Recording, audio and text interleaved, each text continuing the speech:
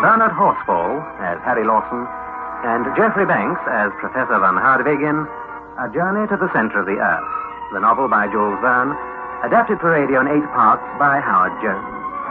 Part 4, The Central Sea. My name is Harry Lawson. I am a nephew by marriage of that now celebrated German scientist, Professor Van Hardwig. Professor Hardwig is eccentric, brave, and impetuous. Accompanied by our faithful guide, Hans Bjelke, we descended the crater of Snæfell. We journeyed many leagues through subterranean passages. We almost died of thirst before Hans discovered a hot spring. One day, I became separated from my companions, 100 miles beneath the surface of the earth. I was alone, lost in utter darkness. I must have gone mad for a while. I ran about, screaming, dashing myself against the granite sides of the passage. And then, as I lay with my head close to the wall, I seemed to hear a strange, distorted jumble of sound far, far away. I seemed to hear voices speaking my name. Could it be that this passage was a sort of whispering gallery? I believed it must be so. I put my lips to the wall, and I said as clearly and as distinctly as I could, "Uncle Hardwig." I waited. To my distracted mind, an eternity passed. Then, some words reached my ears and stirred my throbbing heart anew. Harry, my boy, is that you? Harry, is that you? Yes. Yes, Uncle. Where are you? I don't know. And your lamp? My lamp is out. Smashed. What about the Hansbach, our guiding stream? I have lost it. I see. Keep your courage up, Harry. We will do our best. Uncle, I haven't the strength to answer a lot of questions, but I beg you, for heaven's sake, go on talking to me. Do not talk yourself, my boy. Just listen to me. We have been searching for you in all directions, upwards and downwards in the gallery. I had begun to give up hope, even I, my dear boy. You can never know the tears I have shed.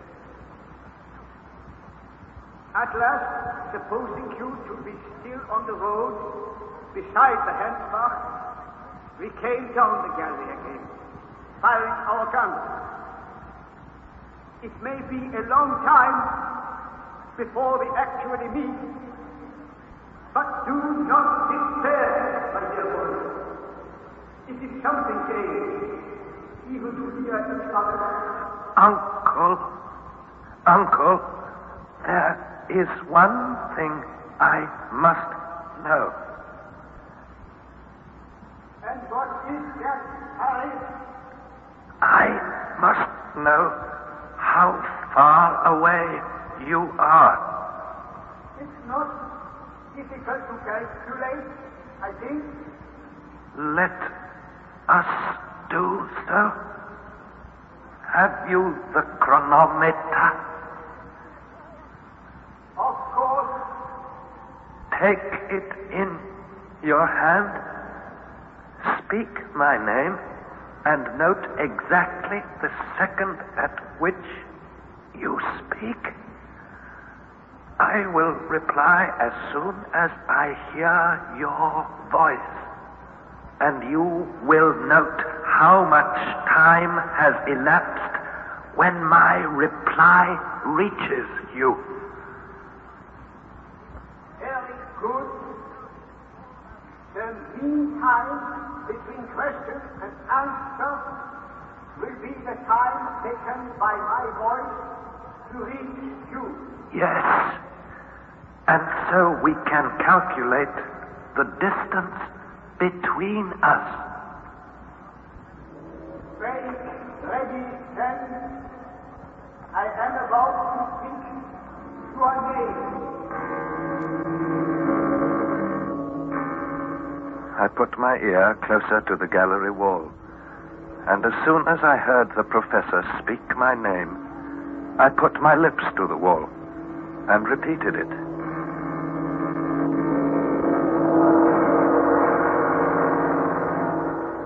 At last, at long, long last, my uncle spoke again.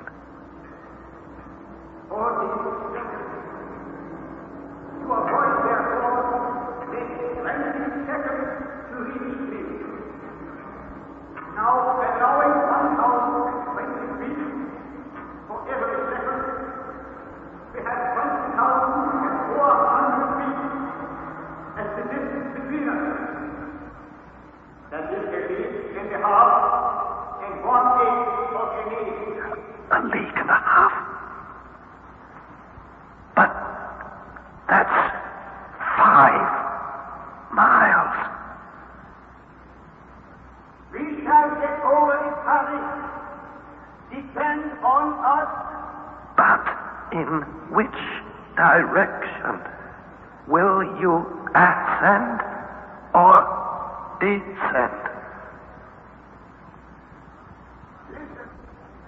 Listen carefully. Einstein has reached a vast open space, a kind of bare crossroads with galleries in all directions. The galleries where you are now must necessarily bring you to these crossroads. So pull yourself together, Harry. Take it carefully and continue on your way. Walk if you have the strength. If you cannot walk, drag yourself along. Slide if nothing else is possible. The slope, I think, is steep, probably very steep, but do not fear. You will find strong arms to receive you at your journey's end. Now make a start, Harry. There's a good fellow. Very well. If you think that's best. Once I leave this spot, we shan't be able to talk any more. I'm starting off now. Goodbye, Uncle. Goodbye. Goodbye, Harry. Until we say welcome. Goodbye, Harry, until we say welcome. These were the last words I heard my uncle speak. I rose unsteadily to my feet, but I soon discovered that I could not walk, that I must crawl and drag myself along.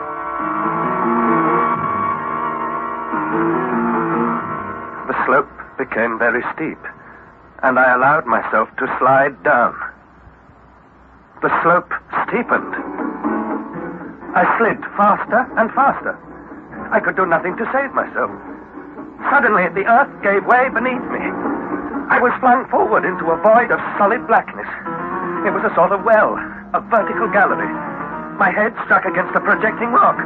I dropped senseless as if death had already claimed me for his own.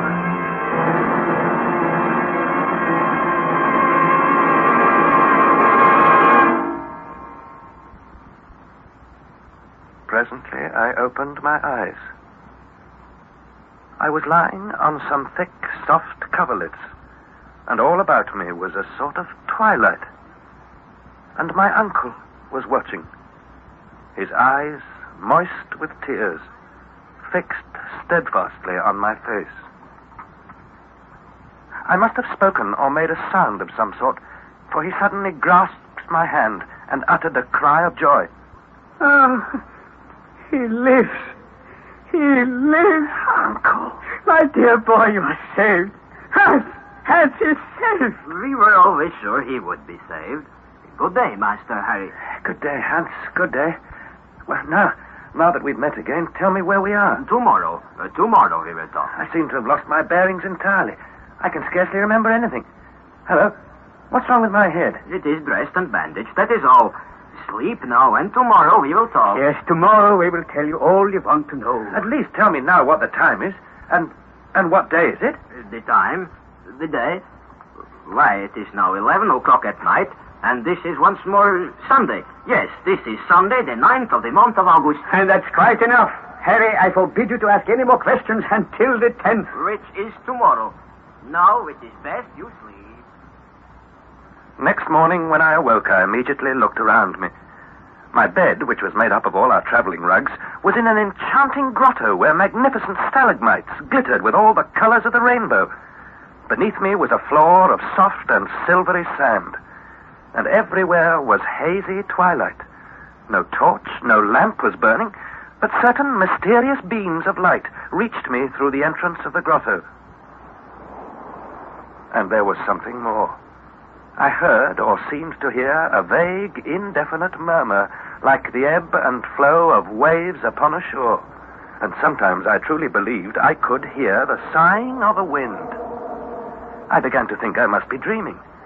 And even when I assured myself that this really was no dream, that I was fully awake, I began to wonder if my brain had been affected by my fall, and all that had happened to me in the last 24 hours was a frenzied vision of madness. But then I thought, then surely not both my eyes and my ears would deceive me at the same time. No, it was a fact that somehow a ray of blessed daylight had penetrated a fissure in the rocks. But what about the murmur of the waves, the sighing of a wind? Perhaps, thought I, perhaps they have carried me back to the surface of the earth during my illness. Perhaps my uncle has given up the expedition. As I was puzzling myself about these things, my uncle joined me. Good morning, Harry. I fancy you're better this morning, eh? Yes, Uncle. Splendid, splendid. You slept soundly, very soundly, my boy. Hans and I took turn and turn about to watch you. Seemed to us you were improving every hour. Eh, Hans, eh? Oh, yes, he is much better. You know, I'm jolly hungry. I feel I could devour anything you put in front of me. Good, you shall eat. I think you have no fever. I put an ointment on your wounds and bruises, an ointment of which only we Icelanders know the secret. I am sure you are better, much better. My uncle presently put a meal before me, and as soon as I had eaten, I overwhelmed him with questions. He told me that my providential fall had brought me to the bottom of an almost perpendicular gallery, and that I came down amidst a perfect shower of boulders, the smallest of which could easily have crushed me to death. They came to the conclusion that I had dislodged and carried down with me an enormous rock, and riding, as it were, on this fearful chariot, I was cast down and fell almost headlong into my uncle's arms, insensible and covered with blood. Yes, Harry, it is a miracle that you were not killed 1,000 times over. So let us take care, my dear boy, never to separate again. Never. Never to separate again? But that is what I said. Why, what is the matter, Harry? have we or haven't we returned to the surface of the earth? Oh, we certainly have not. I must be delirious. Down in that direction I can see daylight. And don't I hear the whistling of a wind? The murmur of a sea? And is this all that makes you uneasy? Well, surely it's enough. Can you explain these things? I will not attempt to explain them, my boy, for the whole thing is inexplicable. But as to that, you shall see and judge for yourself. My opinion, for what it is worth, is that geological science is only in its infancy, Harry. And we shall astonish the world with our discoveries. Very well. Let me see for myself, then. Not so fast, my dear Harry. After what you have been through, you must take great care before going into the open air. Open air? But when my uncle realized that my unsatisfied curiosity was doing me more harm than good, he gave way. Wrapping myself in one of the coverlets, I hurried from the grotto. At first, I could see practically nothing. My eyes, quite unused to the light, could not bear the brightness, and I had to close them. When I was able to reopen them and to adjust them to the light, I stood motionless, unable to utter a word. Never in my wildest moments had I imagined a scene like this. The sea! The sea! Yes, Harry, the Central Sea. No future navigator can contest the fact that I discovered it, and hence I have the right of naming it the Central Sea. A vast, limitless expanse of water. A shore of beautiful, soft, golden sand mixed with small shells. The long, deserted home of some of the creatures of a past age. The waves broke incessantly with a peculiarly sonorous murmur, and many a dash of spray was blown into my face. A mighty superstructure of rock rose above us to an inconceivable height. On all sides were caves and promontories and enormous cliffs, partially worn by the eternal breaking of the waves through countless ages. And the cliffs faded into distance like a fleecy film of cloud. This was in reality an ocean, with all the usual characteristics of an inland sea, only horribly wild, cold, and savage. How was it that I was able to look out on this vast sheet of water instead of finding myself in impenetrable darkness? All before me was lit up, as if by daylight. But some things were lacking. The dazzling brilliancy of the sun, the pale, cold light of the moon, the brightness of the stars. It was evident that the light of this subterranean region, from its trembling and flickering, its clear, dry whiteness, its superiority to moonlight, was electric. Something in the nature of the aurora borealis, only that its phenomena were constant and able to light up the whole of the ocean cavern. The tremendous vault above our heads, the sky, so to speak, appeared to be composed of nebulous vapors in constant motion.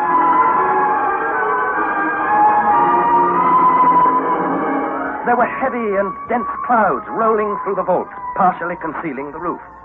Electric currents produced an astonishing play of light and shade. Deep shadows were cast beneath, and then suddenly, between two clouds, there would come a ray of unusual beauty and remarkable intensity. The effect was sad and melancholy. Instead of a noble sky of blue studded with stars, there was about me a heavy roof of granite. In truth, we were imprisoned, confined, as it were, in a vast excavation. But it was impossible to make out the dimensions of the place. The shore on either hand widened rapidly and was lost to sight, and on the distant horizons a haze bounded our view. As to the height, we could see that it must be many miles to the roof. I felt, as I stood upon that mysterious shore, like some wandering inhabitant of a distant planet gazing upon a new world for the first time. I gazed, I pondered, I admired, all in a state of stupefaction, not unmingled with fear. My uncle, who had been watching my face anxiously, now smiled with satisfaction. Ah, splendid. You are getting some color back into your cheeks, my boy. Am I? The air smells good, doesn't it? Yes, Harry. Breathe it in. Breathe deeply. Uncle, how long were we in those fearful tunnels? I mean, how long since we descended the crater of Sneffels? 47 days. 47? The longest days of my life. Oh, come now. We have achieved great things. Do you feel strong enough to stroll up and down for a little? Yes, of course. That's the way. Yes, take my arm, my boy. Slowly now, slowly. We began to walk along the shores of this great lake. After we had walked about 500 yards, we rounded a steep promontory and found ourselves close to a lofty forest. It consisted of straight trunks with tufted tops in shape like parasols. The wind seemed to have no effect upon them, for despite a tolerable breeze, they remained as still and motionless as if they were made of stone. We hastened forward, and I said, "What trees are these, Uncle? I've never seen anything like them." Oh, I am sure you have. It's a forest of mushrooms. Mushrooms? Thousands of mushrooms? 40 feet high? It can't be. Not mushrooms, I grant you, but nevertheless, mushrooms. Let us go on a little. The cold and the gloom in the shade of the mushroom forest were intense, and I was glad to return to the light and comparative warmth of the shores of the lake. We had not gone far when we came upon many familiar trees, growing to an exorbitant size. Trees, gigantic grasses, flowering ferns as tall as pines. Oh, magnificent, splendid. Here we have the whole flora of the transition period spread before us. The common plants of our gardens growing like mighty trees. Look around you, Harry. No botanist ever before gazed on such a sight. A great hothouse and a vast menagerie. A menagerie? What do you mean, Uncle? Look at the dust you are treading on. Bones, my boy. The bones of antediluvian animals. Here, look. The lower jawbone of a mastodon. Yes. And teeth. Ah, yes. The molars of a dinotherium. Here's a leg of some sort. Belonging to a negatherium. Did you ever see anything more splendid? But there, we have seen enough for one day. Let us turn back. Next morning, I awoke early, feeling completely restored. After my illness and suffering, I thought a swim would do me good, and so I plunged into the waters of the Central Sea. It was cool, fresh, and invigorating.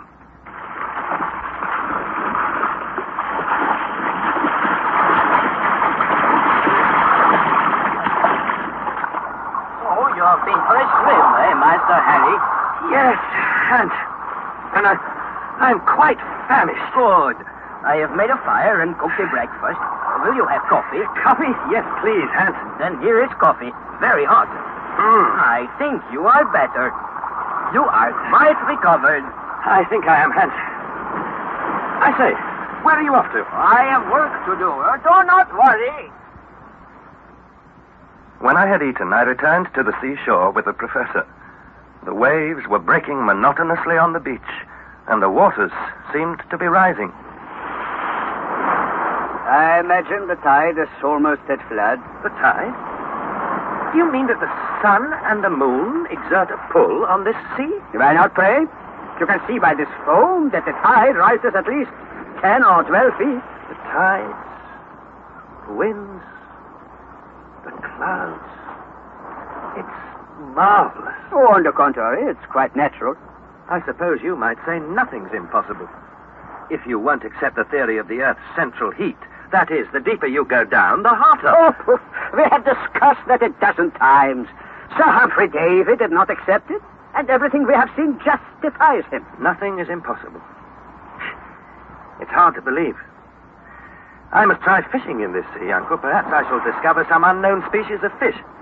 Have you any idea where we are? 350 leagues from Iceland. Over 1,000 miles?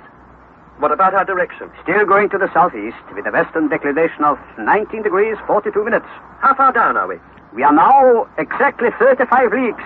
more than 100 miles beneath the surface of the Earth. So we're now probably beneath the Scottish Highlands. The Grampian Hills are over our heads. Yes, but you need not fear that the vault will fall down and crush us. The mighty architect of the universe is safe and certain in his handiwork. I'm not afraid of that, Uncle. But tell me, now that we've seen these wonders and talked about them, what are your future plans?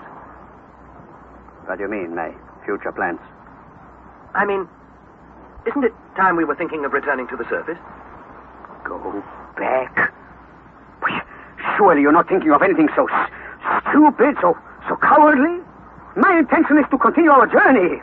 So far we have been singularly lucky, and I hope we shall be more so in the future. You intend to cross this sea? Certainly. How? I am not going to swim it, as Leander swam the Hellespont, I assure you. But it stands to reason there's a limit to the extent of the sea. Then how far away is the further shore? Oh, I imagine it is some 40 or 50 leagues away, more or less. But we have no time for further discussion. We shall embark tomorrow. Embark? Where's the ship we're going to embark on? Who said anything about the ship? My dear Harry, if you were to listen instead of talking so much, you would hear... Yes? What would I hear? Well, listen. That's Hans. Hans! Hans! You speak, Master Harry? What are you making? Oh, you like this? What are you making? A raft, Master Harry. A raft, that's what it is.